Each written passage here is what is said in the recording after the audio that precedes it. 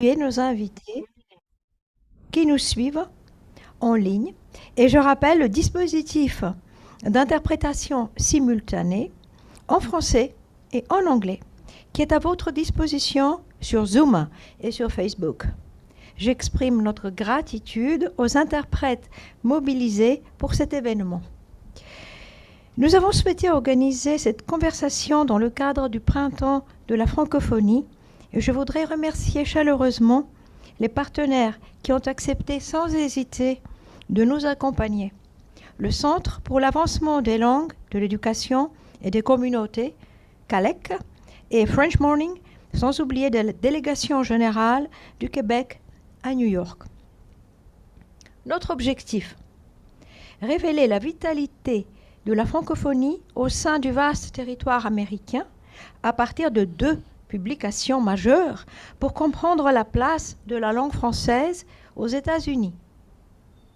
Le rapport 2022 sur la langue française dans le monde, publié par l'Observatoire de la langue française de l'OIF, paru en mars dernier. Et l'ouvrage collectif French All Around Us, qui vient également de paraître. Durant notre échange, il sera beaucoup question d'action individuelle et collective. Au nom de l'Organisation internationale de la francophonie, OIF, je me dois de rappeler qu'en 2018, pour la première fois, un État américain a rejoint l'OIF, la Louisiane. Madame la secrétaire générale de la francophonie, son Excellence Louise Mouchiki-Babo, a effectué une visite officielle en Louisiane en avril dernier et a pu y découvrir une riche mosaïque de francophones et de francophiles qui œuvrent au renouveau de la francophonie. Vous, tous, représentez cette francophonie de l'avenir qui mérite toute notre attention. Vous le mesurerez tout au long de cette discussion.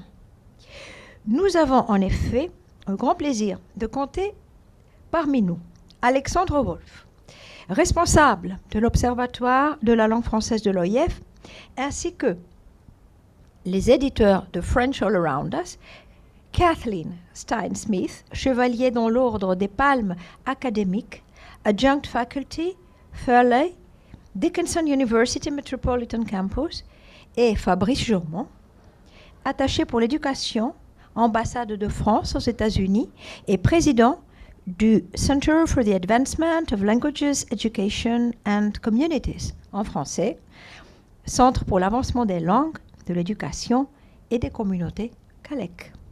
Nous avons également le privilège d'accueillir plusieurs des contributeurs de cet ouvrage fascinant, venant des différents États.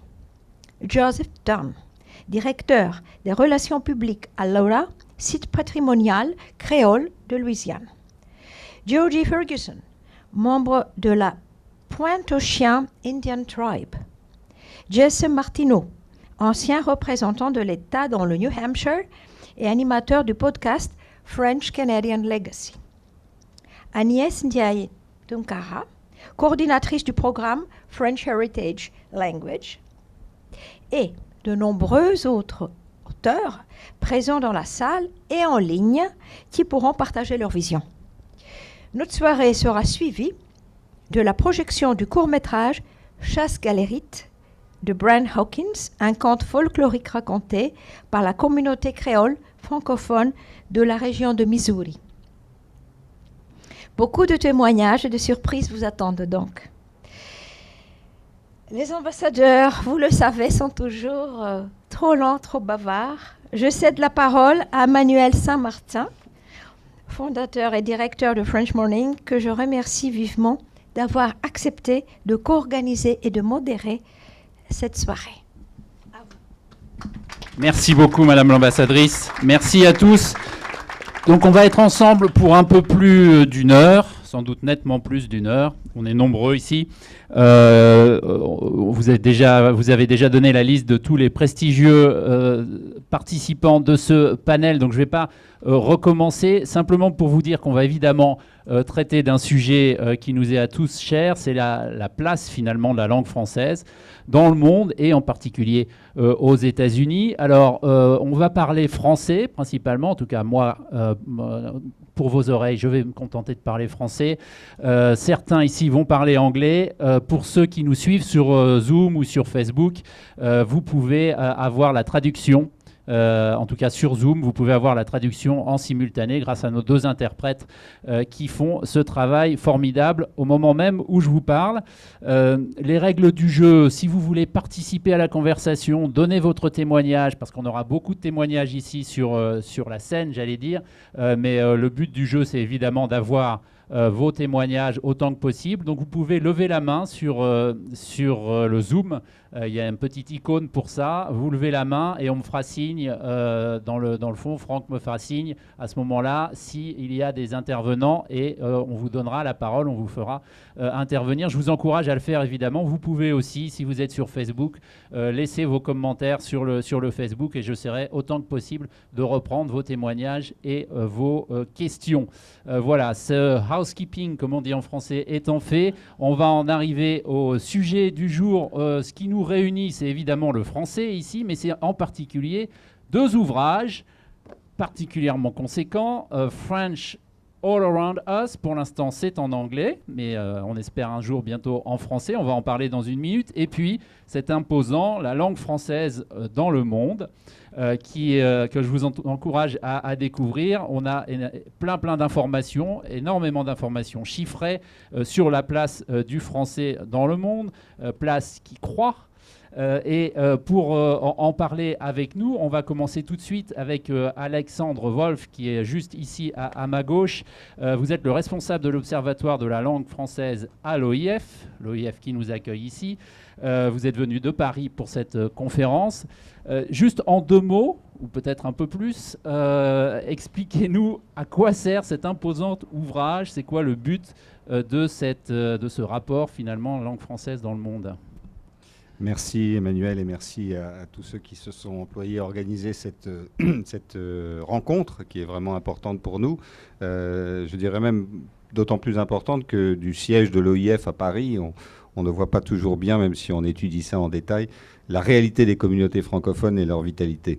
L'objet de ce rapport, qui paraît tous les 4 ans, c'est justement d'essayer de documenter la situation du français dans le monde, qui parle français dans le monde, qui apprend le français, quels sont les usages du français qui sont fort variés, puisque la francophonie est un espace sur les 5 continents, comme on le sait, mais avec des réalités et des contextes très différents.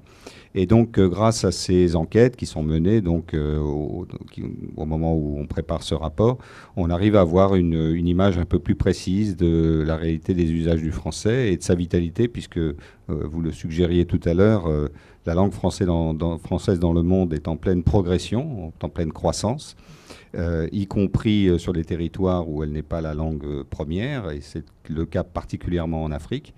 Et donc il y a une dynamique là qu'il est intéressant d'étudier évidemment pour accompagner ce mouvement et si possible le renforcer. Alors sans forcément donner les chiffres qui sont encore une fois abondamment dans ce rapport, mais quelles sont les tendances principales sur lesquelles vous voudriez insister, justement montrant cette croissance du français. Vous avez parlé de l'Afrique, mais quelques spotlights. Oui, alors quelques éléments. Écoutez, d'abord, ce qu'on confirme, c'est que le français est la 5e langue la plus parlée au monde, peut-être une donnée qu'on n'a pas toujours en tête, et qu'elle progresse très fortement. Aujourd'hui, nous avons 321 millions de francophones, selon une méthode d'estimation qui est assez rigoureuse, donc il y en a peut-être même un peu plus, mais on essaie d'être scientifiquement responsable. Et la majorité des locuteurs de français dans le monde sont dans un rapport quotidien au français. À peu près les 2/3 de cet ensemble ont un usage quotidien du français, même si ce n'est pas la seule langue qu'ils pratiquent. Et c'est même la grande caractéristique de la francophonie, mais du monde en général, je crois, c'est que les gens sont d'abord plurilingues. Et pour ce qui concerne la francophonie, ces locuteurs quotidiens sont à plus de 60% maintenant sur le continent africain. Et cette croissance est, sur les 4 dernières années, de 15%. Pour une raison simple, c'est que d'abord, il y a une vitalité démographique de ces pays francophones d'Afrique, où le français est parfois langue officielle, souvent langue d'enseignement. Et c'est là que les choses se jouent, puisque les enfants qui arrivent à l'école dont la langue première n'est pas forcément le français, même si ça peut arriver, découvrent et apprennent finalement en français et deviennent des francophones. C'est pour ça que la croissance est assez forte. Et puis il y a tous ceux, et on les examine aussi, si je puis dire, qui étudient le français comme une langue étrangère sur un certain nombre de territoires. Les États-Unis font partie des pays où il y a plus d'1 million d'apprenants de français. Et là aussi, la croissance est forte sur tous les continents, excepté l'Europe, qui est un peu le mouton noir de l'apprentissage des langues étrangères en général, et donc dont le français pâtit, puisque l'offre linguistique se réduit dans les systèmes éducatifs. Le français est aussi la 4e langue d'Internet. Peut-être que ça, c'est une chose qui peut surprendre lorsqu'on examine les choses de loin. L'anglais réduisant sa part considérablement, l'Internet est plurilingue, comme la vraie vie, et chacun l'éprouve dans sa vie quotidienne, y compris en utilisant ces nouvelles technologies.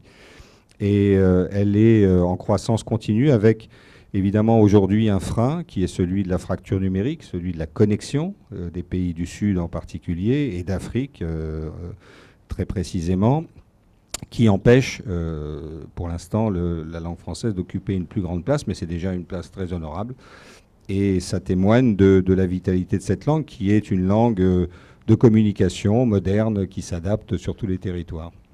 Alors on reviendra, on va passer au sud, mais on reviendra, je pense, pendant cette heure sur justement ce paradoxe aussi entre cette vitalité dont vous nous parlez et parfois l'image qu'on a d'un monde qui devient de plus en plus monolangue avec un anglais qui serait hégémonique, etc. Les choses sont plus compliquées que ça, et on le verra justement avec chacun d'entre vous et vos témoignages personnels. Mais justement, pour parler, puisqu'on parlait d'anglais et du pays responsable de l'hégémonie de l'anglais, les États-Unis, le deuxième livre qui nous réunit aujourd'hui, c'est celui de Kathleen Stein-Smith et Fabrice Jaumont, qui sont les éditeurs de French All Around Us. L'idée étant de nous montrer que même ici aux États-Unis, le français, parmi d'autres langues évidemment, a sa place, qu'il y a une vraie diversité linguistique, et ça c'est vraiment contre-intuitif. Elle vous est venue comment cette idée? Je ne sais pas, Kathleen peut-être pour commencer? Bon, d'abord, je tiens vraiment à remercier les organisateurs de cet événement aujourd'hui, surtout l'OIF, le CALAC, French Morning, et aussi évidemment l'ambassadrice de l'OIF à l'ONU, Madame l'ambassadrice, et puis aussi ceux qui ont écrit, qui ont contribué les sections, les portions, les passages du livre, l'ambassadeur de France qui a écrit la préface, et aussi Madame l'ambassadrice Contoleontos qui a écrit des louanges à l'avance du livre, et aussi Monsieur Ryan Fecteau, Speaker of the House de l'État du Maine, qui a contribué en advance praise au livre. Mais c'est surtout les auteurs. Les auteurs, je vous vois ici, je vous vois là sur Facebook et sur Zoom.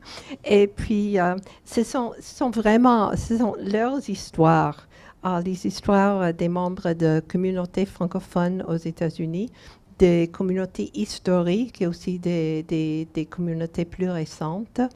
Et alors, vous m'avez demandé comment on a eu l'idée. Et puis au début de la pandémie, on a commencé à se réunir, évidemment, en ligne. Puis on parlait, qu'est-ce qu'on peut faire dans une situation comme ça? Il y a une situation nouvelle pour tout le monde. Qu'est-ce qu'on peut faire pour faire vivre le français, la langue française, la culture francophone aux États-Unis? Et puis on se réunissait, on discutait. On a fait des podcasts, et puis on a eu l'idée de faire un livre. Et puis on a lancé l'appel aux auteurs, à nous autres, et puis il y a les gens à la délégation du Québec, à Boston, qui nous ont aidés. Et puis il y a aussi le Centre franco-américain du New Hampshire. Eux aussi ont lancé l'appel des auteurs. Et on a fini par avoir plus de 20 auteurs francophones de partout au monde, ici aux États-Unis. Et il faut vraiment, j'ai entendu les beaux chiffres sur la francophonie mondiale, mais il ne faut pas oublier, et on l'oublie des fois, qu'ici aux États-Unis, on a plus de 2 millions de gens qui parlent français chez eux, et on a plus de 10 millions de personnes d'ascendance française, d'ascendance francophone ici aux États-Unis. Et comme un de nos auteurs, David Vermette, a écrit, on est plutôt invisible. Et alors, quoi faire pour cesser d'être invisible, pour nous rendre plus visibles, plus une partie de la conversation publique? Et vraiment, j'aimerais, si je peux, nommer les auteurs, les remercier. On a ici présent, ou bien ici, dans la salle avec nous, ou bien en ligne, Mélissa Baril, Timothée Beaulieu, Elizabeth Blood, David Cherami, Melody Killick Desjardins, Anthony Desroy, Joseph Dunn, Georgie Ferguson, Catherine N. Harrington, Marina Vell, Marguerite P. Justus, Emmanuel Kayembe, Étienne Kwaku, Mark Labine, Ben Levine et Julia Schultz, Jesse Martineau et Monique Cairns, Jean Mirville, Jerry L. Parker, Robert B. Perrault, Scott Tilton, Agnès Tunkara et David Vermette. Je vous remercie. Et j'aimerais surtout remercier Fabrice Jomont, assis à côté de moi, et toute l'équipe de réaction chez Calec. On n'aurait jamais pu faire la chose sans eux. Et prochainement, comme on a dit tantôt, on espère la traduction en français et l'édition numérique, déjà invité à faire partie de la bibliothèque du Centre de la francophonie des Amériques. Alors, mes remerciements et mes félicitations à tous les auteurs. Merci. Fabrice, je demandais tout à l'heure quelle était l'idée de ce livre, comment il était né. Kathleen a répondu un peu à ça. Toi, tu te promènes dans les États-Unis depuis longtemps pour faire la promotion du bilinguisme, de l'éducation bilingue, de la révolution bilingue, terme que tu as peut-être inventé, ou en tout cas dont tu as fait la promotion très largement. Qu'est-ce que tu as vu qui a pu changer ces dernières années entre le début de ce combat, j'allais dire, pour employer un mot peut-être pas tout à fait adapté, et la rédaction de ce livre? Est-ce que ce livre aurait été possible ou fait il y a 15 ou 20 ans, par exemple? Je crois que ce que Kathleen disait, c'est qu'il y a un effet pandémie qui nous a obligés à regarder ce qui se passait à la maison, puisqu'on est resté très longtemps à la maison avec nos familles, avec nos enfants. Forcément, on a parlé de la langue, on a parlé des grands-parents, on a voulu rester en contact. Cet aspect-là de la pandémie, il a joué forcément une certaine influence, pas que chez les francophones, ça a fait la même chose dans d'autres communautés linguistiques. Donc il y a un désir de préserver sa langue, son héritage linguistique, sa culture, de la transmettre. Et ça, c'est un désir qui se retrouve chez tous les auteurs qui ont contribué à un chapitre. Il y en a, pour certains, c'est une survie. Il faut survivre, il ne faut pas perdre cette langue. Il y en a d'autres qui arrivent à se projeter plus tranquillement en disant on va créer des écoles bilingues, on va proposer des projets, des initiatives pour maintenir la langue. Moi, c'est ce que j'arrive à constater, c'est qu'il y a de plus en plus d'initiatives d'écoles bilingues. Ça se retrouve aujourd'hui un peu partout aux États-Unis. Grâce à l'ambassade, d'ailleurs, l'ambassade de France, on est présent dans près de 30 États. Il y a à peu près 200 écoles bilingues aujourd'hui qui, tous les jours, proposent une scolarité entièrement en français et en anglais. Alors, on est bien sûr dans les deux langues cette fois-ci. C'est le français en contexte avec l'anglais comme langue égale, parallèle. Donc on parle de bilinguisme, on n'est pas dans un pays francophone. Maintenant, le bilinguisme, ça veut dire que c'est le contraire du monolinguisme. Et comme le dit Greg Roberts en Utah, il dit que le monolinguisme, c'est l'illettrisme du 21e siècle. Et j'aime bien cette phrase, car en effet, on doit tout faire pour encourager le bilinguisme et arrêter le monolinguisme. Et aux États-Unis, le monolinguisme, ça va très vite. C'est-à-dire qu'en une génération, une famille qui vient s'installer dans ce pays, eh bien, très souvent, perd sa langue ou ne la transmet pas, ou fait la décision de ne pas transmettre sa langue à ses enfants pour diverses raisons. Souvent d'ailleurs des raisons de discrimination, de peur de se faire attaquer dans la rue parce qu'on parle sa langue. Alors ça arrive moins à des francophones, ça va peut-être arriver plus souvent à des parents qui parlent espagnol ou arabe à leurs enfants dans la rue. Mais pour les francophones, il y a eu ces histoires de discrimination. Dans le Maine, en Louisiane, il y a eu cette peur de parler le français. Il y a eu aussi dans les écoles des terribles histoires où on interdisait aux enfants de parler le français. On les battait parce qu'ils parlaient le mauvais français. Et ces choses-là, elles ont évolué. Aujourd'hui, je pense qu'il y a une prise de conscience que c'est important de garder sa langue, de ne pas la perdre. 2, il faut la transmettre à ses enfants. Et 3, il faut tout faire pour s'appuyer sur les systèmes locaux, donc les écoles, les musées, les centres culturels, les universités, pour faire grandir cette langue. Et là, ce livre, pour moi, il a apporté tous ces témoignages. Et vous l'avez entendu tout à l'heure, les noms des auteurs. Rien que les noms des auteurs. C'est des noms qui viennent de partout, ils viennent de toute la planète, finalement. La francophonie aux États-Unis, c'est quoi ? C'est vraiment la richesse du français, la diversité du monde francophone aux États-Unis est présente. Et là, c'est pour moi très prometteur pour l'avenir de se dire que finalement la francophonie états-unienne, elle existe, mais en plus elle a un avenir radieux, elle est multiple, elle a différents accents, elle a différentes couleurs, elle a différents noms. Et c'est sur ça qu'il faut miser aujourd'hui. Donc French All Around Us, le titre, il dit tout. C'est que le français est vraiment partout, finalement, aux États-Unis. Et il vient de partout. Cette immigration constante depuis des siècles. Et l'histoire de Georgie, d'ailleurs, tout à l'heure, c'est la seule histoire qui n'est pas une histoire d'immigration. Georgie Ferguson va vous parler de la tribu de la Pointe-aux-Chiens, qui, depuis le XVIIe siècle, parle le français, en contact avec les soldats français qui étaient là en Nouvelle-France à l'époque. Mais c'est la seule communauté qui n'a pas immigré puisqu'elle est ici, chez elle. Mais justement, merci pour la transition. Pour la transition, c'est formidable, j'ai rien à faire. Parce que mon intention, c'était justement de m'adresser à Georgie. I just wanted, maybe I can ask the question in English, and I know you understand French, but maybe it's going to be easier if we do it in English. So what's interesting in what we have heard is that the idea of French and the French language in North America has been the chronicle of the language has been often one of a language being surrounded in a way, being that having to defend itself against the hegemony of the English language, and now we're talking about French being everywhere, all around us. So there is at least a switch, in the way we live. Or different languages and minority languages on the continent. So I just wanted to start by asking you to tell us a little bit about your story, the story of your people, and we are Pointe-aux-Chiens is the name of the article, the text you wrote for this book. Pointe-aux-Chiens is a tribe. Yes.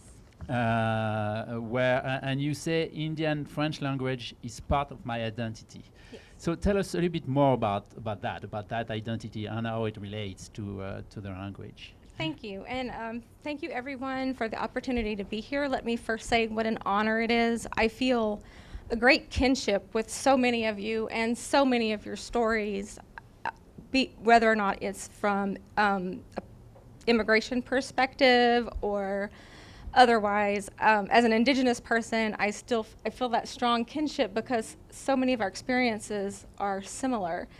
And I'll give you, I'll explain some of that. I am from Pointe-aux-Chiens. I'm a member of the Pointe-aux-Chiens Indian tribe from South Louisiana.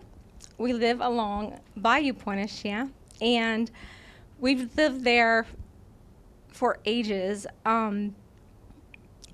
One of the things that is so important to me and when you speak about French being part of my identity, though I'm not a fluent speaker, I'm not a comfortable speaker, it is so much a part of my identity because it is a part of the history of our tribe. It represents our history with the first settlers who came into the United States and occupied that area. It also represents the relationships that we had. And I think it's very important to note that our relationships were strong enough to where we developed fluency in the French language, and we've maintained that to this day. Someone once asked a question about being Native and why are we so proud? Why are we fighting so hard for French? Why aren't we fighting hard for our indigenous languages prior? And our settlement is made up of not only one tribe, but a few tribes that came together, each speaking a different language. And we had a shared indigenous language that we used for trade.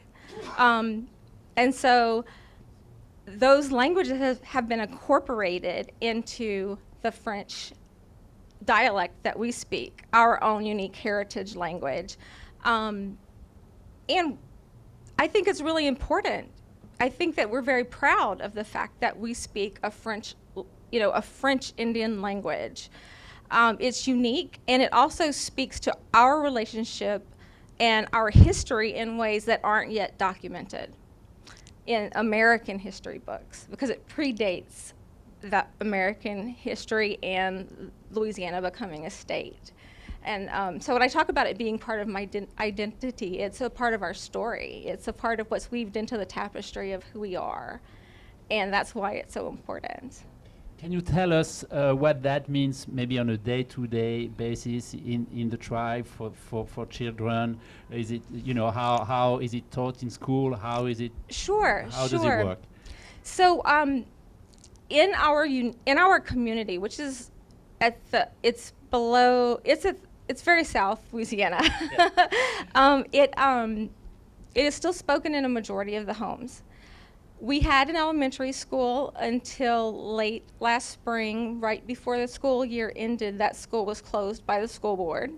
And in that school, we were able to have programs that were tailored to the children of our tribe and the Cajun residents of the area as well, where there are still so many people who speak Indian French or Cajun French. We've petitioned for many years to have a French immersion school there, and to have that school turned into a French immersion school. That was rejected by the school board. Actually, it wasn't considered before they closed the school. And it went to vote again recently and was rejected. But the state of Louisiana in their legislature is working with us. They just passed through the House of Representatives a bill to create École Pointe-Chien, a French immersion Indian school, or French immersion school for the Indian and Cajun residents, actually, of that area. So I don't know if I answered your question exactly, but it's something we've been fighting for, and it's more complicated than I could probably explain right now, but education has been somewhat of a double-edged sword, I think. I'm going to have a sip of water real quickly. Another part of the tapestry of our history that leads us into today and who we are as a people is that we were denied an education initially. When we were allowed to go to a mission school, when we were allowed an education, we weren't allowed to speak French. So my mother, for example, did not speak English, but when she had the opportunity to go to school, they would be punished for speaking French. So she had to learn English in a very hard way. My grandparents never spoke English. My generation does, and I wasn't raised in that community, so I don't speak French very well. The school that we're advocating for is really important because we still have a huge French-speaking population, and we want to pass that on to our children. I want the opportunity to see my cousins and my nieces and my nephews be able to pass the French language on, because it is still very much alive where we are. Great. Of course, we'll talk more about your story and the Pointe-aux-Chiens, but I just wanted to, you kind of offered me the best transition with Joseph to keep talking about Louisiana, and of course the role of bilingual education, French education in the schools. You've played an important role in the state in that regard. People who read French Morning and listen to the podcast that we have the chance to have from Fabrice, I think heard you in one of those podcasts, and we have read about your story. So just tell us how that fight, in a way, has been going recently. Of course, we went from the situation where French was forbidden in schools, which is interesting for a lot of people who grew up in France. It reminds of a lot of stories against regional languages in France. So maybe we go back to that switch in the role of in these kind of questions and issues. But of course, we went from that situation to a new situation in a way, maybe not perfect as you just said, but there has been improvements in that regard. Can you tell us more about how things are going in the state? Bon merci beaucoup pour cette question. Pardon de l'avoir fait en anglais. Non, mais ça va. Est-ce que vous préférez que je parle en français ou en anglais? Ça m'est égal. En français, d'accord. Donc, on pourrait en parler pendant des heures et des heures et des heures, parce qu'il y a, comme le soulignait Georgie, encore cette lutte dans certaines communautés pour sauvegarder le français, pour promouvoir le français, pour développer le français. Mais il y a cette question de préservation qui va de pair avec la question de développement. Moi, je suis plutôt du côté développement. Donc, s'il y a des écoles d'immersion, s'il y a de l'éducation en français, comment à l'extérieur de la salle de classe est-ce qu'on peut se servir de cette langue française pour développer des projets, pour nous projeter en fait dans l'avenir. Et je souhaiterais prendre un petit moment pour remercier Madame l'ambassadrice pour nous accueillir dans ces beaux locaux et aussi pour souligner l'entrée de la Louisiane dans l'OIF en 2018 et aussi pour reconnaître mon ami et collègue Scott Tilton qui est juste là, qui était vraiment derrière cette initiative, et pour aussi dire que tout cela, ça rime, parce que l'un de mes premiers vrais contacts avec la langue française en Louisiane, c'était justement avec les Amérindiens. J'ai eu une expérience à l'âge de 5 ans avec un aîné de la tribu Houma qui est apparenté évidemment avec la tribu Pointe-aux-Chênes, et c'était vraiment où j'ai eu cette idée qu'il existait quelque chose en Louisiane auquel je devais avoir accès. Et à l'âge de 5 ans, je me suis mis vraiment sur cette route de me réapproprier cette langue française qui aurait dû être la mienne par la transmission familiale, mais qui n'était pas justement en raison de cette imposition de l'anglais au début du XXe siècle. Mais il y a des success stories, en fait, des histoires de succès, des histoires de lutte qui continuent. Et on est en perpétuel... on a l'impression parfois d'avancer, de reculer, d'avancer, de reculer, d'avancer, de reculer. Et je suis très, très reconnaissant en fait de cet appui que nous avons maintenant de l'OIF, que cet appui que nous avons de la communauté internationale. Tout à l'heure, Fabrice a mentionné le Centre de la francophonie des Amériques. Donc on a énormément de partenaires qui travaillent avec nous pour faire avancer cette langue française et pour rendre le français non seulement accessible aux citoyens et aux citoyens de la Louisiane, mais aussi aux jeunes, et qui nous permettent justement de faire rayonner cette francophonie louisianaise, cette créolophonie louisianaise aussi, parce qu'il faut ne jamais oublier qu'il y a une mosaïque de langues françaises, de langues créoles au pluriel qui existent en Louisiane, qui émanent justement de cette mosaïque de population qui existe toujours sur le territoire louisianais. Merci beaucoup.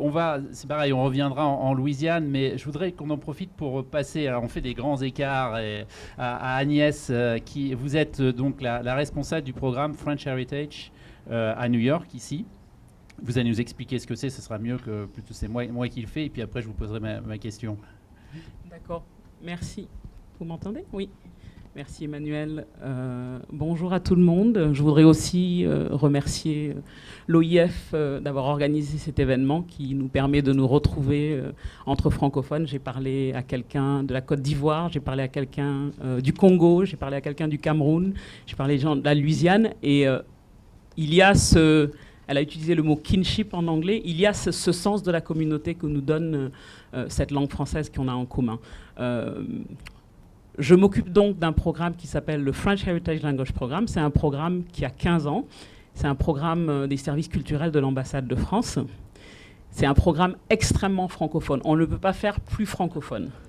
Et je le dis sans complexe, et j'en suis très fière, parce qu'en fait, depuis 15 ans, nous servons des jeunes immigrés, récemment arrivés d'Afrique francophone ou d'Haïti, qui jusque-là étaient scolarisés en milieu francophone et qui se retrouvent tout d'un coup dans des écoles monolingues où seul l'anglais est parlé, avec aucune possibilité de maintenir leur français. Et donc nous, notre objectif, en fait, c'est pas seulement un objectif de langue, et je m'en suis rendu compte au fur et à mesure de ma pratique dans ce travail. Bien sûr, il y a l'objectif de maintien de la langue, parce que c'est une de leurs langues. Ils sont multilingues, ils sont africains, donc ils parlent Wolof, ils parlent Fulani, ils parlent d'autres langues, mais le français est l'une de leurs langues. Donc notre objectif, c'est de les aider à la maintenir, parce que le français, en fait, c'est un pont vers la culture de laquelle ils viennent. Parce que nous, dans nos programmes, on ne parle pas seulement de Molière et de Dumas, on parle aussi de Amadou Hampâté-Bâ, on parle d'auteurs africains. Et donc, c'est un lien vers leur culture. Et ça, ils en sont conscients et c'est quelque chose qui leur parle. La deuxième chose qu'on fait, c'est qu'on crée une communauté dans les écoles. On vit dans une société très communautaire. Ils sont dans les écoles internationales où les latinos se retrouvent entre eux, entre hispaniques. Ceux qui parlent arabe se retrouvent entre eux. Et tout d'un coup, les Sénégalais, les Camerounais, les Haïtiens se retrouvent dans cet espace où ils peuvent être qui ils sont. Et le français est l'un des outils. Et cet espace, et je tiens à le dire, et j'étais en train de regarder rapidement le rapport sur la francophonie, on est vraiment à un moment où aujourd'hui, être francophone, c'est pas parler français de France, c'est pas être noir et être parisien. Être francophone, ça peut être venir de Dakar et parler avec un accent. Et ça, c'est important, parce que nous, dans les salles de classe, on le voit, ces élèves, ils arrivent quand même d'un système scolaire où parfois le français était enseigné de façon un peu traditionnelle. Et tout d'un coup, on leur dit, vous pouvez parler français avec votre accent. Tout ce que vous amenez avec vous, c'est quelque chose qui est important et qui contribue à la francophonie. Et ça, c'est vraiment nouveau. Et je suis ravie de voir qu'au dos du rapport, nos ancêtres, les Malinqués, les Peuls, les Congos, parce que mes parents sénégalais, on leur a dit, ils ont appris en histoire nos ancêtres, les Gaulois. Ça, c'est révolutionnaire. Et nos élèves, ça leur parle. Et tout d'un coup, il y a ce désir de français qui est extrêmement important pour la survie de la langue, parce que la capacité, on l'a, c'est les classes, c'est les programmes. On a les opportunités. Et ça, parfois, il faut le mettre en évidence, mais elles sont là. New York, c'est un État multilingue, les États-Unis. Mais le désir de français, il n'est là que si ces élèves ont l'impression que cette langue leur appartient. Et nous, notre programme, c'est vraiment ce qu'il essaye de faire. Vous pouvez être sénégalais, parler avec votre accent de Dakar. On peut parler un peu Wolof, parce que celui qui vient d'arriver de Dakar il y a 6 mois, il ne parle pas encore parfaitement l'anglais. Son français n'est pas parfait, parce que l'enseignement du français dans les pays francophones n'est pas parfait. Mais tout d'un coup, tout ça, c'est OK, parce que c'est qui ils sont. Donc, c'est vraiment plus une histoire d'identité, une histoire de langue, et je pense que c'est vital. Et si on veut que le français continue à exister, il faut cultiver ce désir de français en permettant aux gens, aux francophones, qui sont plus juste parisiens, de s'approprier la langue et d'en faire la langue qui les relie à leur identité. Joseph, je vous voyais réagir hors caméra tout à l'heure quand Agnès parlait des accents et de la nécessité de respecter finalement tous les accents de la francophonie et du français. Ça m'intéresse de savoir pourquoi. Je vous relance tout de suite parce qu'on est entre nous, c'est une conversation. Et d'ailleurs, si vous voulez participer à la conversation et que vous nous regardez sur le Zoom, n'hésitez pas à lever la main. Normalement, il y a une petite icône et si quelqu'un lève la main, on lui donnera volontiers la parole. Il y a aussi des gens qui laissent des commentaires, mais j'ai pas mes lunettes. Et l'écran est extrêmement loin. Donc ça va être plus simple si vous levez la main pour moi. Merci. Joseph, alors pourquoi vous avez réagi comme ça à cette... Parce que je suis très sensible à cette question de pluralité linguistique, parce que ça existait chez nous en Louisiane, de paroisse en paroisse, parce qu'on n'a pas de comté, de région en région, entre les entre les variétés de français, de variétés de créole. Ça existe depuis toujours, hein, et que de juste imaginer le français sous l'ombre de la tour Eiffel, c'est assez, excusez-moi, c'est assez réducteur, parce qu'on est multiple, on est pluriel, on a différents accents, on a différentes expressions de cette langue française, et c'est justement ce qui fait la beauté et la texture et la patine de cette langue que nous avons en partage. Mais justement, ça tombe bien. Vous parliez tout à l'heure de cette postface qui dit nos ancêtres les Malinqués, les Peuls, les Congos, etc., qui est évidemment un clin d'œil à nos ancêtres les Gaulois. Et donc, je ne sais pas si c'est vous qui avez rédigé ces quelques lignes, mais en tout cas, j'en profite, Alexandre, pour vous demander, est-ce que justement, il y a finalement en France, chez les tenants de la pureté du français, etc., qui est encore des mots qu'on entend, finalement suffisamment la conscience de l'impératif de respecter les multiples accents de la francophonie ou du français, ou les multiples manières finalement de parler français. Est-ce qu'il y a un progrès dans ce sens-là finalement? Est-ce que vous le mesurez d'ailleurs dans votre observatoire? Alors, la conscience n'est pas encore suffisamment aiguë sur le sujet. C'est pour ça qu'on a fait cette postface avec ce clin d'œil pour réveiller un peu les consciences qui sont, pour la plupart d'ailleurs, parce qu'elles le pratiquent, dans la réalité de cette pluralité de la francophonie et des Français. On n'hésite pas du tout à employer ce terme. Il y a encore effectivement quelques tenants d'un certain purisme qui sont très localisés, donc il faut se rassurer, la francophonie est mondiale et comme je le disais, elle est majoritairement hors de France aujourd'hui. La plus grande ville francophone, elle est en Afrique, c'est Kinshasa, et donc ça s'impose de soi-même, comme le savent les linguistes.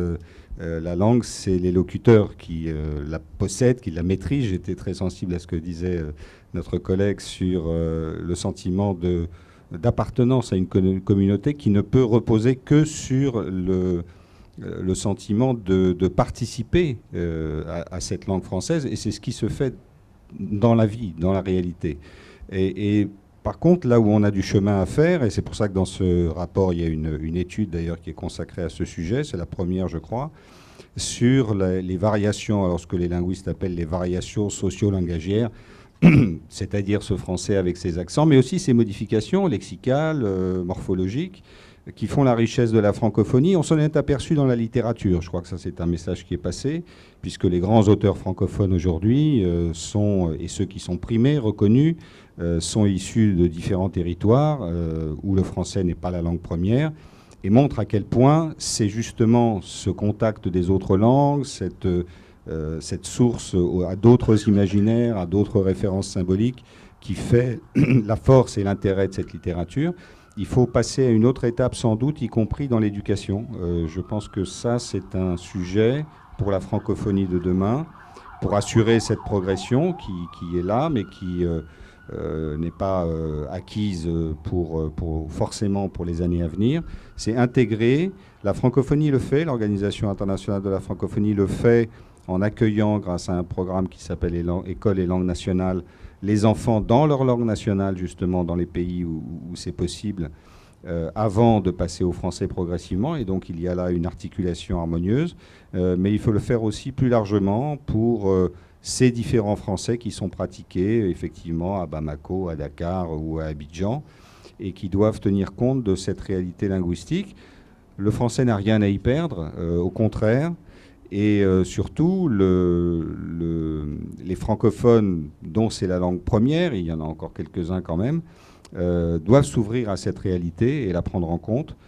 Ça commence à se faire. On a un dictionnaire des francophones qui vient de voir le jour en ligne, que l'OIF a soutenu. C'est une initiative d'ailleurs française, comme quoi vous voyez, il y a des Français qui sont éveillés et curieux, et qui permet maintenant d'accéder justement à toutes ces façons de dire la vie, les choses et les sentiments dans les différents français. C'est à encourager. Merci beaucoup. On va changer de langue. Go back to English. Jesse Martino, you wrote an interesting article about your French-Canadian heritage and the fact that you were raised in New England. Sure. With a family from Quebec. And tell us a little bit how that, because it's all about identity, and in a way how that shaped your identity to the point where you started a blog, you started a podcast, and tell us a little bit more about that. Sure. Yeah. So I'm one of 2 million Franco-Americans who descended from those who came down from Quebec and settled in the New England area. So there's quite a few of us. Je peux parler un peu français? Parce que je pense que c'est important parce que la langue française était la langue maternelle de mes deux parents. Et tous mes grands-parents et tous mes arrière-grands-parents. Mais ma sœur, Monique, qui est écrivain aussi, nous sommes la première génération qui ne parle pas français. You do? Well, my story is, I guess, I spent last year in Quebec City. I took 6 months and just went to Quebec City and did nothing but study French. It was the best 6 months of my life. It was absolutely incredible. And like you mentioned, it was because of identity, because I think, and I've always thought, that without being able to have some of that language, there was a piece of my identity that was missing. So much of my identity is involving that language, the French language, that was incredibly important to my family and to so many who came down from Quebec for generations and generations and generations. And so I did think it was important to do anything I could to go back and try to learn as much as I could to recapture some of that language. I think is pretty crucial for what I was doing. But I mean, for being the big part, obviously there's my story, but the big thing for me was I started this podcast in large part because I always was told, kind of growing up, that the French language, the French culture in New England, it's like dying, or it's only for the really old people. So, and I wanted to be able to show the story that that's not true at all. I actually think this is a pretty exciting time to be a Franco-American right now in New England. There's a ton of people doing just amazing work, just creative things that have not been done before that we're seeing in New England right now. A great friend of mine, Mike Campbell, who does hours of work every day producing this podcast. A great friend of mine, Mark Belluardo, who set up a geo-tour. So it's like a scavenger hunt that takes you to 25 different places important to the Franco-American story all through New England. If you get to all 25, we'll send you a commemorative coin. We now have a new tour that takes you through Lowell, Massachusetts, to the various places that are important to Jack Kerouac's story to celebrate his 100th birthday. You have the brilliant Tim Beaulieu, who wrote it for this book as well, who started the Poutine Fest, who's an incredible event that we have every year. And then that's just the people who are kind of like my generation, but I think even more exciting, there's a generation after me who's doing amazing stuff that people just haven't seen yet in New England before. Melody is here, so she has an amazing blog. Incredible writer, incredibly funny. She wrote for the book as well. But we have, Tim St. Pierre is doing amazing research up in Maine. We have, Daniel Moreau, who's got he created a YouTube show where he makes a fictional mill town and tells the story of the mill town by incorporating the history of all of our mill towns. I mean, just out of the box stuff that Cameron Martin, who's in Lewiston, Maine, completely dedicated to teaching the French language, all significantly younger than me, but just dedicating their lives to telling this story and promoting the language. And I think it's actually incredibly exciting. So I'm very excited to be part of it. I'm excited to be part of this book. I cannot thank enough for the people who put this book together and to the OIF, because this is definitely one of the coolest things I've ever done. So thank you very much. So Kitty, who is listening to us on the Zoom, would like the links to the podcast and the blog. We might be able to manage that. we try to post that. If we can do that during the live, we'll make sure that you get it. Sounds good. Yeah, we could definitely do that. Thank you. Thank you. I was wondering, Agnès, do you see what do you see? Of course, the language is in common, but in terms of the stories, obviously we have stories. I would say from one side, people who have a strong French heritage, and it's a strong part of their identity. You told us that was also the case for your students, but in a way, the feeling is that it's a very different experience. The people, these kids are coming from Africa. Maybe some of them were born in this country. Their link to the French is not doesn't seem to be the same that the one that JC, for example, was explaining right now. So how do you reconcile that? Do you see anything common in this in those stories? Yes, et je switch au français. Pardon. Non, pas de souci, pas de souci. Le point commun que je vois, c'est vraiment l'identité. Et encore une fois, ce programme qui s'appelle French Heritage Language Programme est un programme de langue, mais je me rends compte que ce dont on parle, c'est l'identité. Je prends mon exemple. Mon accent ne le dit peut-être pas parce que j'ai vécu 12 ans en France, à des années peut-être formatrices. Je suis sénégalaise d'abord, je suis née au Sénégal, j'ai vécu jusqu'à 16 ans. Ensuite, je suis partie en France et maintenant, je suis aux États-Unis. Donc, j'ai vraiment les trois cultures. Mais le français, c'est la langue dans laquelle je dis qui je suis. Comme beaucoup d'Africains, mon père, qui est de l'ethnie sérère, parle sérère. Ma mère, qui est de l'ethnie pépelle du sud de la Casamance, parle une autre langue. Et la langue commune, ils ont fait le choix du français pour de multiples raisons. Donc moi, j'ai grandi en parlant français et en parlant wolof aussi dans les rues de Dakar. Et nos élèves, c'est un peu pareil. Quand ils sont à l'école avec leurs camarades francophones, ils parlent français. Quand ils vont à la maison, ils parlent Fulani, ils parlent Ewe avec leurs parents. Mais le français, c'est une de leurs langues. C'est pas la seule, mais ça fait partie de leur langue. Et encore une fois, dans cette société américaine extrêmement communautaire, ce groupe francophone à l'école, c'est une identité. L'autre chose que j'aime bien souligner, surtout en ce moment où on parle beaucoup de race, beaucoup de ces élèves sont noirs. Et on parlait d'invisibilité. Malheureusement, aux États-Unis, être mis dans cette boîte, parfois, ça peut rendre invisible. Quand ils ne sont pas dans cette classe, ces élèves, ils sont noirs, ils apprennent l'anglais, ils sont immigrés. Il y a plein de labels qui ne disent pas qui ils sont, qui ne disent pas leur culture. Et dans l'espace qu'on leur propose en classe, nous, ils peuvent venir s'exprimer en français avec leurs autres camarades, parler aussi leur propre langue, parce que c'est un espace multilingue, et c'est extrêmement important, parce que voilà, ils sont à l'école, ils y passent beaucoup de temps, et finalement, il n'y a pas d'espace où la complexité de leur identité, en fait, peut être exprimée. Et le français, paradoxalement, je dis paradoxalement parce que je ne veux pas nier l'histoire et reconnaître que c'est une langue coloniale qui a parfois été enseignée de façon brutale, aujourd'hui, pour ces élèves-là, qui font le choix de nos programmes, c'est complètement sur la base du volontariat, c'est une langue qu'ils veulent garder, parce que pour eux, c'est rester connectés avec qui ils sont. Et moi, à mon niveau personnel, par exemple, mes enfants sont nés ici, ils parlent anglais, et le français, c'est la langue qu'ils parlent avec mes parents. Je n'ose pas imaginer le moment où ils ne pourraient plus communiquer avec mes parents. On n'aurait plus entendre mon père leur raconter les histoires de son enfance dans son village. C'est le français qui nous permet de faire ça aujourd'hui. Donc moi, je suis francophone sans complexe et je crois vraiment que c'est la langue qui, aujourd'hui, peut permettre à ces jeunes de rester connectés à leur culture, de former une communauté dans leur école et de connecter vers le futur. Parce que ces jeunes sont au lycée, ils veulent trouver un travail, ils veulent se différencier à l'université. Et être bilingue, être multilingue, c'est un pouvoir. Et donc moi, je leur dis tout le temps, ne serait-ce que pour ça, vous parliez de combat, je ne pense pas que ce soit un mot excessif, on en est vraiment là. Pour toutes ces raisons, c'est important que ces jeunes conservent la langue française. Et ils en sont conscients, ils viennent dans nos programmes. Joseph, on parle pas mal d'héritage, d'identité, mais d'héritage beaucoup.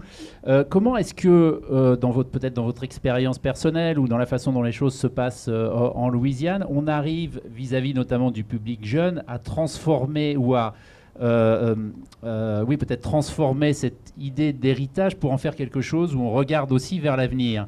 Alors ça peut être de manière très concrète, vous l'avez dit, dans le travail, qu'est-ce que ça m'apporte finalement de parler français, mais peut-être aussi plus sur l'identité, la façon dont je me projette dans l'avenir, parce qu'on peut comprendre que pour des jeunes gens, vous l'avez dit, ceux qui viennent dans vos classes, ils le font sur la base du volontariat, mais on peut aussi comprendre que ce ne soit pas forcément la priorité de vouloir apprendre la langue des ancêtres, la langue des grands-parents même, etc. Donc comment est-ce qu'on fait le pont finalement entre les deux, entre l'héritage et ce qui va se passer demain? C'est une excellente question qui rejoint parfaitement la conversation que j'ai pu avoir avec la secrétaire générale lors de son passage en Louisiane, parce qu'elle parlait justement de comment attirer les jeunes vers le français et comment le numérique peut jouer un rôle dans cela. Et justement avec, encore une fois, mon ami Scott Tilton qui est ici, et la Fondation Nous, qui vient de produire et de diffuser un excellent petit film avec TV5 Monde, qui, le titre, je ne me rappelle plus, mais bon, c'est excellent. Dis-le-moi. Film Quest. Donc le titre est en anglais, mais c'est justement cette question de comment faire le lien entre les parents, les grands-parents qui parlent français et les jeunes dans un contexte moderne et contemporain. Parce que tous les jeunes sont avec leur mobile, et c'est vraiment par le numérique et par la modernisation de notre regard et de notre rapport avec le français que ça va se passer. Oui, il y a les questions d'héritage dans certains contextes, mais il faut aussi rendre le français intéressant, rendre le français sexy, rendre le français comme une langue de socialisation, une langue d'amour, une langue d'amitié, une langue de création. Et il y a des initiatives qui se font maintenant en Louisiane pour justement faire cela. Est-ce qu'on peut parler un peu de ce qui fâche parce qu'on parle beaucoup des progrès du français, etc., etc. On sait aussi qu'aux États-Unis, dans ces dernières années, c'est peut-être 15-20 dernières années, il y a beaucoup de départements de français d'université qui ont fermé, certains qui ont été consolidés dans des départements de langue. Bref, il y a moins d'étudiants qui étudient le français en college que ça n'était le cas auparavant. Est-ce que c'est une tendance qui vous inquiète, par exemple, ou est-ce que finalement c'est pas là qui est le plus important? Je vais peut-être froisser un petit peu les éducateurs et les universitaires dans la pièce et dans le public, mais si les programmes de français dans les universités ne commencent pas tout de suite à transformer leur approche au français, la littérature c'est bien, j'en conviens, mais il faut que le français soit utile quelque part sur le marché du travail. Il faut absolument qu'il y ait tout de suite une transformation et une réconceptualisation dans les universités et dans les lycées aussi, pour que le français, parce que la raison pour laquelle, et je ne veux pas donner l'impression que je mets le français en compétition avec l'espagnol, mais l'espagnol est une langue de consommation. Les universitaires ont compris que l'espagnol est une langue de consommation. Si le français n'est pas une langue de consommation, pas seulement de consommation de produits, mais une langue de consommation d'idées, une langue de consommation d'amitié, une langue de consommation aussi de produits, on ne peut pas rester sur le français comme seulement une langue de l'élite, comme seulement une langue des gens qui sont les plus éduqués. Il faut que cette langue soit une langue de tous les jours, une langue où les jeunes sont formés pour travailler dans cette langue, parce que c'est justement ça qui va attirer les jeunes vers le français. C'est comment est-ce que cette langue peut m'être utile dans ma vie de tous les jours. Et aux États-Unis, il faut l'admettre, utile, ça veut dire comment est-ce qu'on peut gagner de l'argent avec. Donc c'est hyper capitaliste comme idée, mais excusez-moi, je travaille dans ce domaine depuis 25 ans, je suis dans le tourisme et je suis dans un site historique où le mois dernier, en avril, $20 000 des revenus sont venus directement de la fréquentation francophone. C'est pas négligeable et c'est aussi simple que le fait que l'on propose des tours en français dans un site historique. Et en Louisiane, on n'a pas encore compris la portée de la langue française comme levier économique, parce qu'entre 2015 et 2020, le nombre de les visiteurs francophones ou provenant de pays francophones en Louisiane ont dépensé $40 millions. Donc voilà, juste simplement dans le tourisme, il y a de la possibilité. Mais toujours est-il qu'en aucun programme universitaire de hôtellerie, tourisme, restauration, il n'est pas requis d'étudier une langue pour décrocher un diplôme. Donc, comment décloisonner les programmes de français et les arrimer avec le tourisme, avec la communication, avec les médias, parce qu'en espagnol, ça se fait. Fabrice, Moi, j'avais vous voulez- une suite à ce que disait Joseph, parce que je vous emmène un petit peu dans le Vermont, près du lac Champlain, où il y a une ville, à Burlington, qui a voulu lancer le French Friendliness Campaign. Alors, qu'est-ce que c'est que le French Friendliness Campaign? Ils se sont rendus compte que sur le lac Champlain, il y avait énormément de Québécois qui descendaient pendant l'été sur leur bateau et s'arrêtaient à Burlington, dans la marina. Malheureusement, à Burlington, dans la marina, personne ne parle français. Et forcément, ça vexe les touristes québécois qui descendent l'été. Et donc la ville a décidé de changer ça, de créer cette campagne non seulement de sensibilisation des habitants de Burlington, des employés de Burlington, de la marina, des restaurants, des campings et autres. En plus, ils se sont dit, non seulement ça va être bon pour le business, mais c'est aussi bon pour l'éducation, puisqu'on va créer un programme d'immersion dans une des écoles de la ville pour investir dans l'avenir, investir dans les enfants. Donc je crois que tout ça est très lié. Il faut rendre le français utile, pragmatique, concret, et l'investir aussi dans cette jeune génération. C'est ce qu'on fait bien sûr avec les écoles. Moi, quand j'entends Georgie parler de ce projet d'école d'immersion franco-indienne en Indian French en Louisiane, je suis bouleversé. J'ai envie que ça marche. Alexandre, vous vouliez intervenir là-dessus? Oui, juste sur le français professionnel, c'est vrai que c'est capital, hein, c'est un tournant qui de fait a été pris, mais qui est peut-être pas encore tout à fait dans les consciences. Et ce qu'on observe, nous, quand on fait nos enquêtes à l'échelle mondiale, c'est que le nombre de diplômes professionnels de français explose. Alors, il manquait une offre, sans doute. Elle est de plus en plus présente, en particulier issue de la France, mais pas seulement. Alors, il y a la Chambre de commerce et d'industrie Paris-Île-de-France qui fait ces diplômes professionnels, y compris en ligne, et ça a quand même une certaine importance, et ça a beaucoup de succès. Aux États-Unis même, je voyais quand même que le français sur objectif spécifique, comme on dit, c'est-à-dire avec justement cette spécialisation à visée un peu professionnelle, se multipliait. C'est la clé, sans aucun doute, de l'avenir, et c'est pourquoi d'ailleurs l'Organisation internationale de la francophonie mise beaucoup là-dessus. Il y a l'Agence universitaire de la francophonie qui travaille avec ses quelques 1000 universités adhérentes à renforcer ce volet, mais l'OIF elle-même, dans la formation professionnelle, insiste beaucoup sur ce levier du français pour travailler. Et il suffit de regarder ce qui se passe en Afrique. Je reviens à l'Afrique, qui est le noyau dynamique de la francophonie.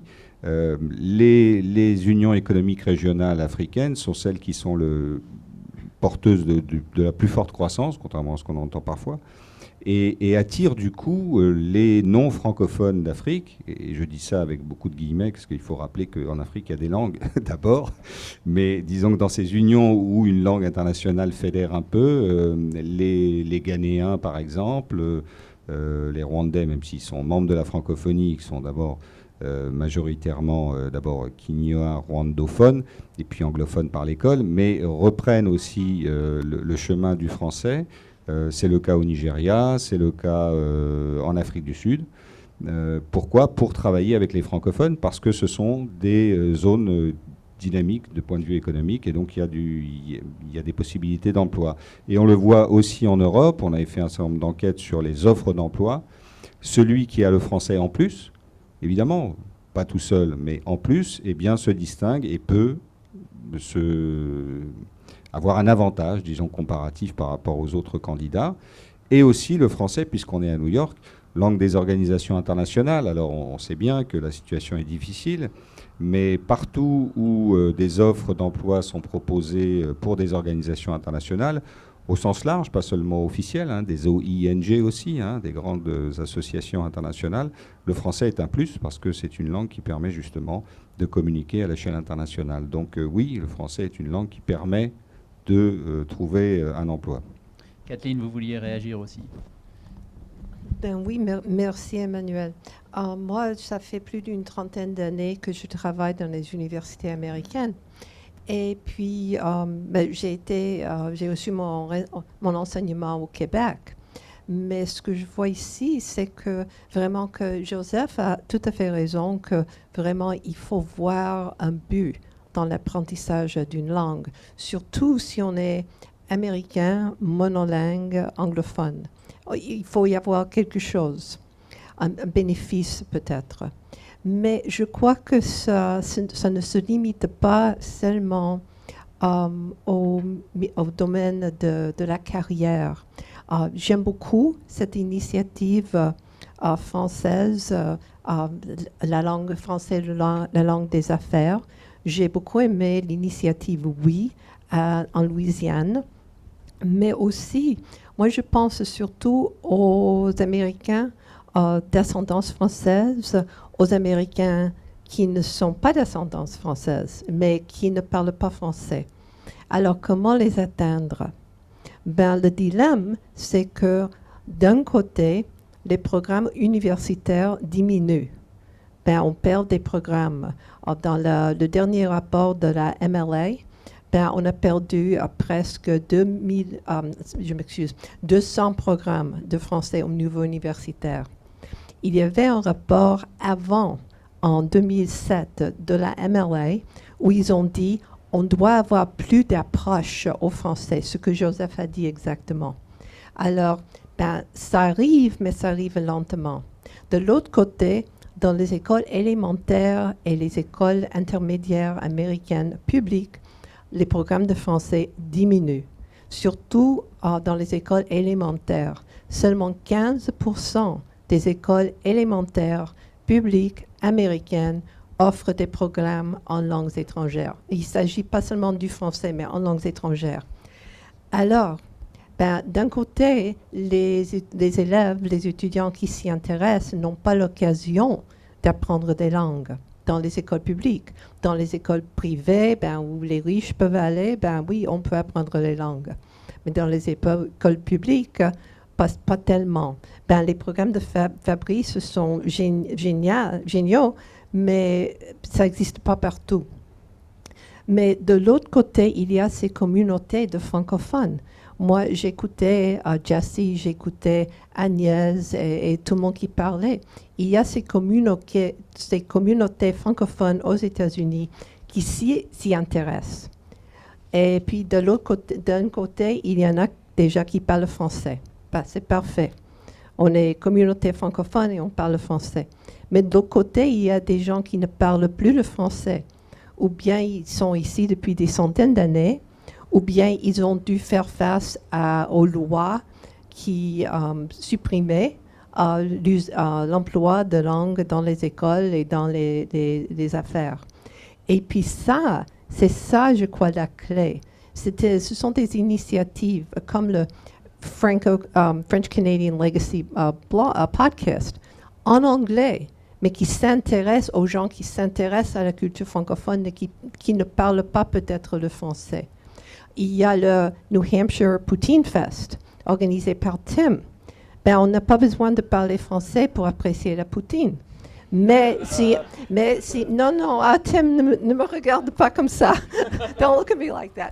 Non, mais c'est vrai, mais si on s'intéresse à quelque chose, peut-être on se sent attiré par la langue. Il y a les choses que Melody a écrit dans son blog Modern Francos.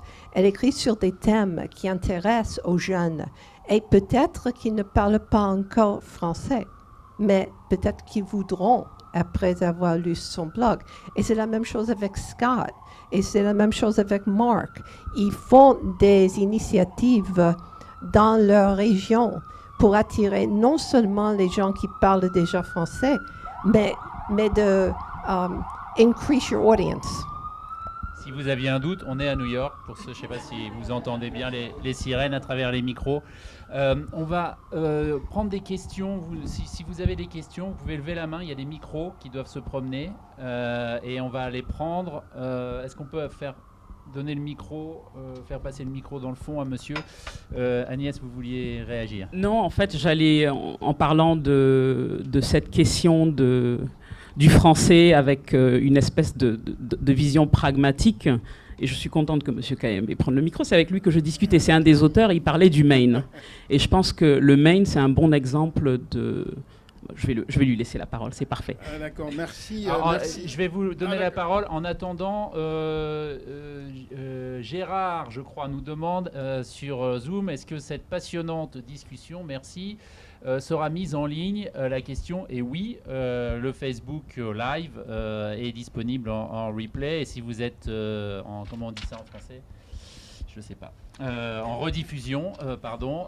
Et si vous êtes inscrit à ce Zoom, vous recevrez un courriel avec les informations pour revoir tout ça à loisir. Pardon, allez-y. Merci pour la parole. Je m'appelle Emmanuel Kayembe. J'enseigne à l'université de Southern Maine. Je voudrais saisir cette opportunité pour remercier les collègues qui ont parlé des différentes questions relatives à la francophonie aux États-Unis. Et je pense qu'il y a gros à gagner à créer une sorte de plateforme quant aux stratégies d'enseignement du français dans des programmes bilingues. Parce que l'une des faiblesses de la francophonie aux États-Unis, c'est cette dispersion. Dispersion des sociétés d'héritage français qu'on trouve principalement dans la Nouvelle-Angleterre, dans le Midwest, en Louisiane. Et actuellement, je travaille avec le consulat de France sur un projet à long terme évidemment, d'intégrer l'État du Maine dans l'Organisation internationale de la francophonie, eu égard à l'affluence assez récente des immigrés, principalement d'Afrique centrale francophone, de la République démocratique du Congo, Congo-Brazzaville, mais également Rwanda, Burundi, Djibouti. Et la plupart des observateurs sont en train de voir cette occasion comme une espèce de renaissance. Renaissance de la langue française. Le français était pratiquement en train de s'éteindre dans le Maine, évidemment. Et cette affluence massive d'immigrés francophones africains est en train de stimuler une espèce de renaissance de la langue française. Alors, dans le projet que nous avons avec la collection franco-américaine, nous voudrions organiser un congrès international l'année prochaine à l'université qui pourra réunir les chercheurs, les amateurs qui s'occupent des questions de francophonie aux États-Unis, qu'elles soient linguistiques ou littéraires. Alors j'aimerais profiter de cette occasion pour que nous puissions garder contact et relancer le programme. J'ai récemment participé à la réalisation d'un documentaire produit par Jasmine, que je vois là, qui enseigne à l'Université de New York.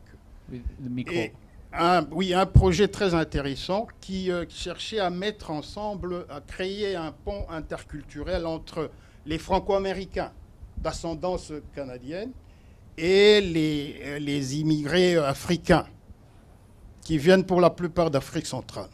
Je vous remercie pour la parole. Merci beaucoup. We were talking about the possibility of the necessity of the Francophones all over the country, all over the continent to try to unify. And there was a question that was addressed to you a bit earlier on the chat.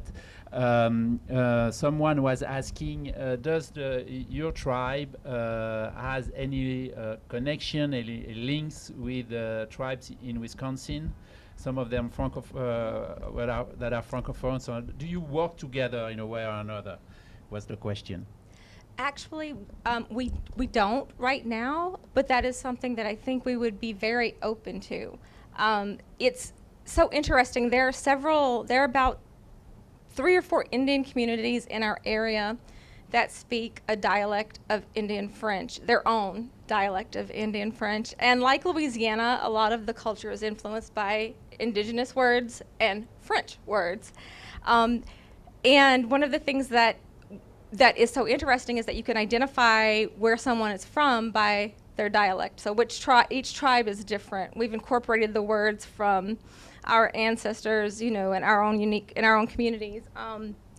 And I am very interested in other French-speaking indigenous tribes and, what their experience has been like. And so I think it would be a very nice union, but we have not yet done anything as far as that goes that I'm aware of. Some people may have individual connections, but I'm not sure of any work that's been done so far. When we get when the school opens, I'm sure that we will probably be making more connections. Great, thank you. Do we have someone else in the room or on the Zoom who wants to ask a question or make a comment? Can I jump in with a comment? Yeah, Joseph.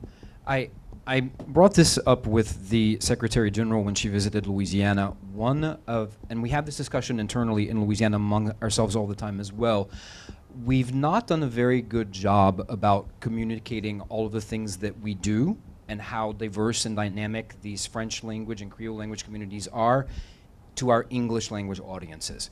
And when I say that, it touches the education community, it touches the politicians, because it is a political project in its essence. Because if we do not have an idea, if our elected officials, if the people who are in our tourism leadership positions or in our business leadership positions do not understand and recognize that there are dynamic and modern and young French-speaking people in Louisiana who are looking for opportunities to speak this language and to use this language in their social lives, as professional development, as economic development, because it is, I mean, let's face it, it's a green renewable resource. The French language is a green renewable resource. And we have it kind of at our fingertips, but we've not taken advantage of it in the way that we could, and we've not been really successful at communicating a modern vision or a modern image of the French language in Louisiana, because in Louisiana specifically it remains very much a sort of folkloric idea about the ancestors spoke French, we use it for the music, we're into the food and things like that, but people don't understand or see it as something that's happening contemporarily and something that's happening with connections internationally that could lead us to economic and professional and educational and all these other kinds of benefits that we could see from it. I'd like to piggyback off of that, because I feel like that's very true. It's very much the case that I think about this a lot. It goes back to my own identity in that, you know, my mother had to learn English in school, and here I am wishing I was able to speak as fluently as all of you. And I've picked up on some of the conversation, and I think that one of the things that needs to be said and understood by the Anglophone community is that all of our French is our living language, and that we are living our culture. And this right now, me speaking to you in English, it wasn't a choice that I made for myself. This is a situational or systemic issue.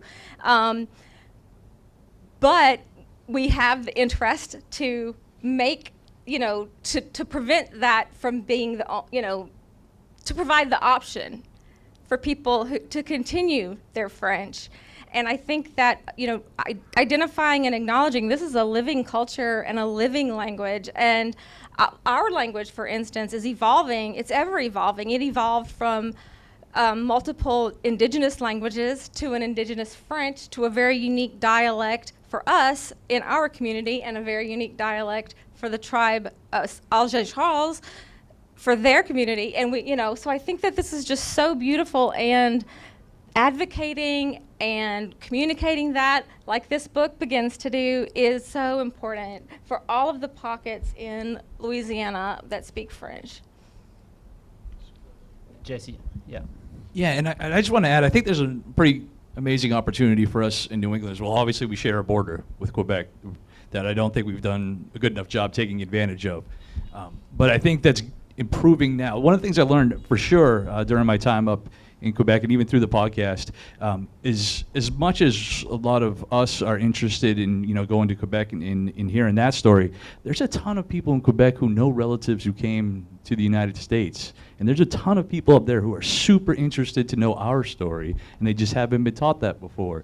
When they go to, I had the opportunity to speak to through the podcast. I have a friend of mine now who teaches history in Drummondville, Quebec, and through him, I was able to actually speak to his class.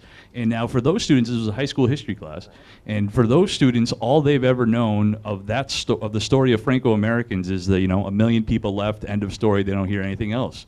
When I started talking to him, you would think it was like a pilgrim approach them because they had no idea that the Franco-American was still a thing now, that there's still people carrying on these traditions, that there's still people, who eat tourtière every time they get together for a holiday, like those who have memes and pepes, matantes and mononcles.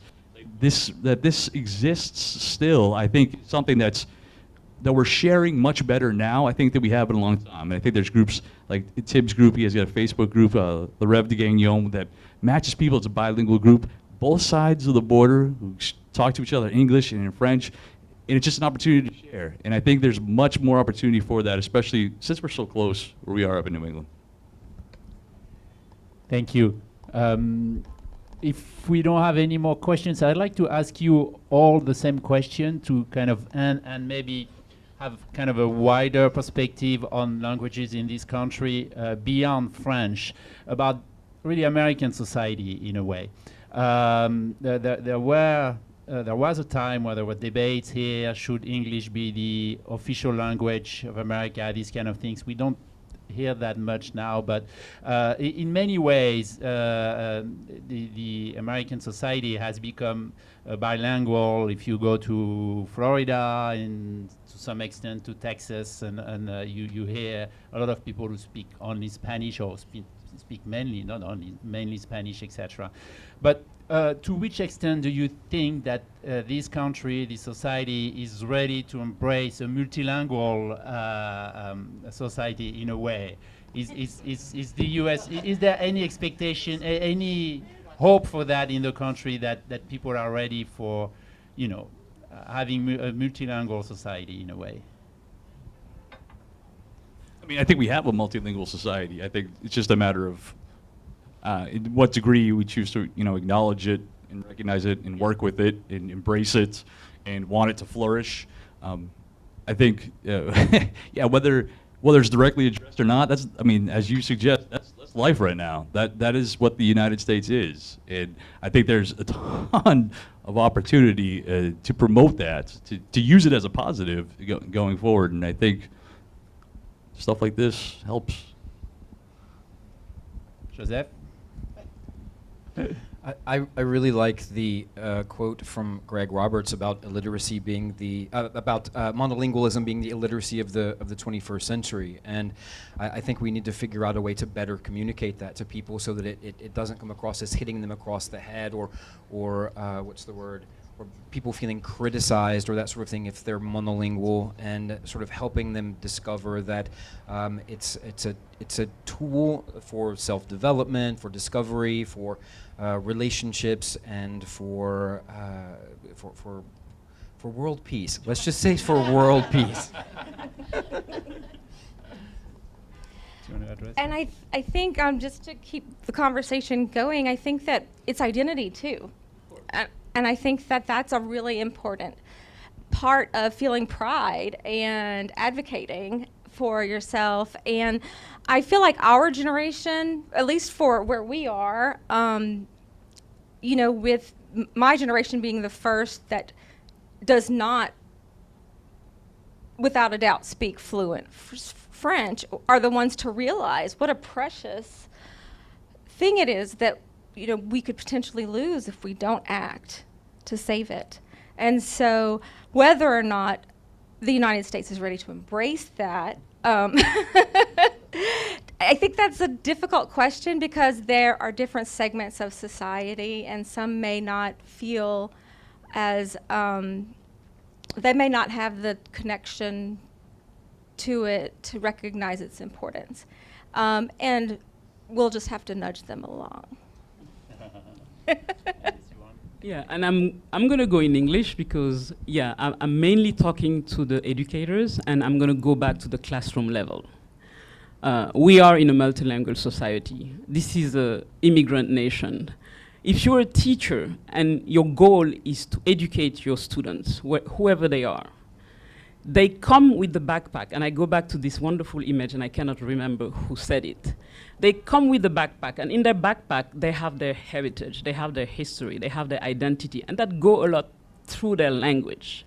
If you want to teach them, if your goal is to engage them, whatever you teach, you want them to come in the classroom with all their tools And one of the language they speak is a tool. If they cannot use that, if they cannot say who they are in the classroom, then you are not doing your job.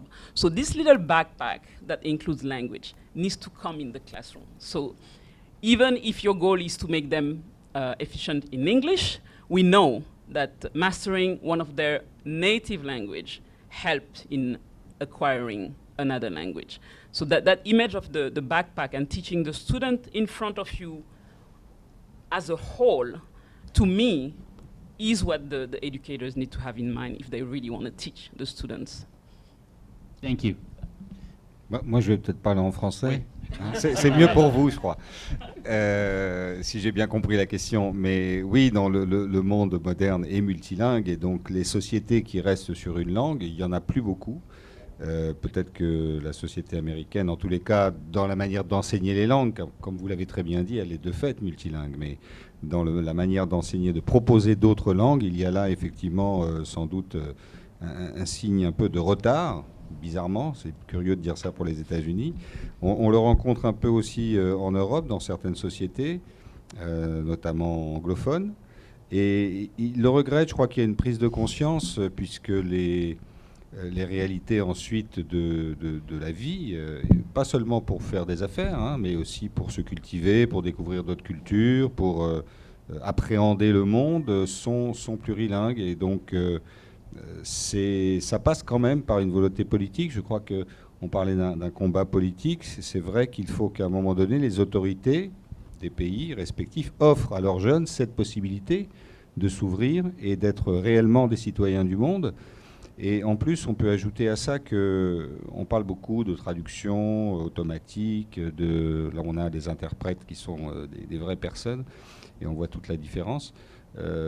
Même cette capacité qu'on aura peut-être avec les nouvelles technologies demain, d'avoir accès plus facilement à un certain nombre de services courants sans maîtriser la langue, ne passera jamais, ne comblera jamais les besoins de communication qu'on a entre humains.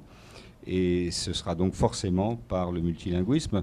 Un chiffre au passage, pour les enquêtes sur la place du français sur l'Internet, on a examiné les chiffres de la démo linguistique mondiale, et aujourd'hui on estime qu'au moins 40% de la population mondiale est plurilingue. Et donc c'est un chiffre qui a sans doute, je ne sais pas s'il a doublé, en tout cas il a beaucoup progressé, et donc c'est vraiment la voie de l'avenir, donc au pays de s'en saisir, y compris les plus grands. Kathleen. Merci. Moi, j'aimerais juste rajouter que je crois que vraiment ici aux États-Unis surtout, je ne sais pas vraiment pour les autres pays, mais ici, ce dont on a besoin, c'est un partenariat, c'est de la collaboration entre les enseignants, les institutions d'enseignement et les communautés francophones. Je crois que vraiment, si on collabore, on va gagner et puis on va réellement embrasser le multilinguisme. Alors, Fabrice, vous voulez ajouter quelque chose? Bon, moi, je fais la révolution bilingue, alors forcément, j'ai l'impression que c'est ce qu'il faut faire ici. Hein. Et ça passe par les parents aussi. Je crois beaucoup à ça. Les parents ont un pouvoir dans ce pays. Ils ont le pouvoir de changer l'école. Ils ont le pouvoir d'influencer. Il faut qu'ils s'organisent. Il faut qu'ils fassent pression sur les systèmes éducatifs. Mais c'est important de miser sur le bilinguisme et les classes bilingues en particulier. Je pense, comme disait Joseph, c'est pas juste une question de langue, c'est une question de compréhension mutuelle, c'est une question de respect des autres, c'est une question de tolérance, c'est une question de paix. Et on sait qu'on en a besoin en ce moment. Et c'est pas qu'un problème francophone. Je pense bien sûr aux hispanophones, aux russophones, aux arabophones de ce pays. On a tous cette nécessité de garder notre langue, de la transmettre et de s'appuyer sur les systèmes éducatifs pour y arriver. Les parents ont un pouvoir. Je vois qu'il y a beaucoup de parents dans ce groupe qui sont prêts à agir. C'est sur ça qu'il faut miser. Merci beaucoup. J'avais promis qu'on arrêterait après ce petit tour. Juste pour vous dire, j'ai vu passer une question d'Isabelle, ou plutôt une remarque qui disait il faut parler des alliances françaises. Alors voilà, j'ai parlé des alliances françaises. Il y en a, je crois, une centaine, dans le pays. Près de 150 qui font un travail formidable, des cours de français tous les jours, à tout type de public. Ils ont des activités culturelles, ils ont des ressources, des bibliothèques. Donc absolument, il faut parler des alliances françaises. Et donc j'ai menti en disant qu'on finirait après ça, puisque nous avons une autre question. Oui, excusez-moi. Donc je parlerai aussi en français. Je me présente, je m'appelle Guillaume Calice, je suis représentant dans la mission permanente de la Principauté d'Andorre. Donc nous, normalement, notre langue officielle, c'est le catalan, mais bon, on a donc aussi la présence de l'éducation française chez nous. D'ailleurs, c'est le seul établissement public qui n'est pas dans le territoire français. Donc ça, c'est assez déjà curieux. Je voulais juste reprendre la parole et pour peut-être expliquer, parce que la Principauté d'Andorre, donc cette année, est la responsable de la négociation de la résolution sur le multilinguisme dans les Nations Unies. Donc juste voulais revoir avec vous, peut-être un petit peu expliquer que le français est une des 6 langues officielles des Nations Unies, mais que en plus le français donc, est une des 2 langues de travail du secrétariat. Donc des personnes qui travaillent dans le grand bâtiment que vous voyez peut-être tous les jours si vous passez devant. L'OIF s'est rapproché de notre mission pour nous demander cela. C'était vraiment un honneur pour nous. Moi, personnellement, j'ai fait donc, l'éducation française en Andorre. Et donc, ça m'a quand même très intéressé de pouvoir participer. Juste pour vous dire que le français a quand même des gros soucis dans les Nations Unies. Et effectivement, cette langue, elle se voit... elle est très... elle a des difficultés face donc vraiment dans l'hégémonie de l'anglais et surtout de l'espagnol aussi. Je voulais revenir sur quelque chose de très intéressant parce que dans un organisme international où on ne parle pas de profit, ce serait vraiment très difficile ou très facile peut-être de venir sur la praticité, donc de revenir sur l'effet pratique. Revenons vers une langue qui est beaucoup plus simple. Donc malheureusement, c'est pour ça le combat que surtout mène l'OIF d'ailleurs, et avec le reste des États membres francophones surtout, d'essayer de faire revenir le français dans les Nations Unies. Donc on est en train de lutter pour, c'est vraiment un combat pour faire valoir la langue française dans les Nations Unies. Voilà, je voulais juste revenir sur ce point. Merci beaucoup. Je propose qu'on prévoie une autre session sur la place du français dans les organisations internationales et à l'ONU. Merci à tous de nous avoir suivis pendant ce direct, pendant un petit peu plus d'une heure, plutôt 1h30. Et d'avoir fait tous ces commentaires que j'ai vu passer en Zoom. On n'a malheureusement pas eu le temps de prendre toutes vos questions. Il y en avait des sujets comme par exemple la difficulté du recrutement des enseignants, les choses comme ça que j'ai vu passer. Mais là encore, on reviendra pour essayer d'à nouveau parler de tout ça ensemble. Merci à tous, à très bientôt sur French Morning, ailleurs. Et merci à l'Organisation internationale de la francophonie de nous avoir accueillis ici. À bientôt.